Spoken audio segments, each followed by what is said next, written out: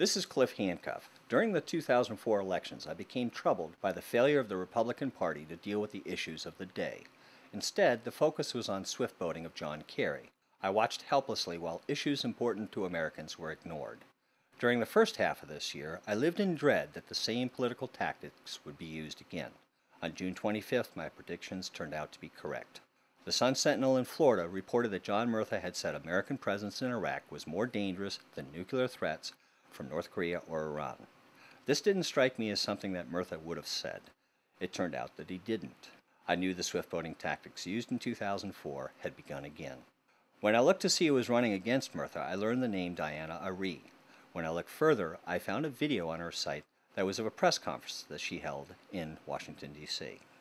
In that video, I re-quoted Abraham Lincoln as saying, "Congressmen who willingly take actions during wartime that damage morale and undermine the military are saboteurs and should be arrested, exiled, or hanged." This didn't strike me as something that Lincoln would say either. When I investigated further, I discovered that Annenberg professor J. Michael Waller invented it in an article he published on December 23, 2003. I also discovered Swift Boat Veterans for Truth were the ones who brought it to life in 2004, a few weeks later. I wrote Diana Ari on July 7th, again on July 14th, and a third time on August 4th, offering her proof that the Lincoln quote she had used was fake. She refused to acknowledge this.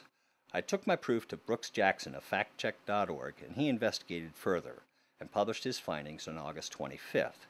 Diana Ari immediately published a press release stating, "Today I became aware for the first time that a line I used in a May press conference was not, in fact, a quote from Abraham Lincoln. I hope that my example today in acknowledging, apologizing for, and correcting an error of fact within just a few hours of having that error brought to my attention would serve as an example to all political leaders." This was 21 days after I had advised her. I learned that Larry Bailey was spearheading the swift boating of John Murtha. I wrote him an angry letter asking him to explain how he could have remained silent with regards to the atrocity of Qaqaa. There, hundreds of tons of high explosives that our troops had captured were then abandoned and stolen by our enemies in Iraq. They are now being used to manufacture IEDs. He wrote back stating that he was against the stupid mistakes made in Iraq. I've been asking him repeatedly for weeks to allow me 5 uninterrupted minutes on stage on Sunday, October 1st, at his rally in Johnstown, Pennsylvania at the War Memorial Arena as first guest speaker. He has been dodging me ever since. I will be at the War Memorial Arena, awaiting outside, to learn if Larry Bailey will be man enough to accept my request to speak to his group. In 2004, the voter turnout in America was less than 50%. In the first election in Iraq, during wartime, with insurgents all around combating the establishment of democracy, voter turnout was 70%.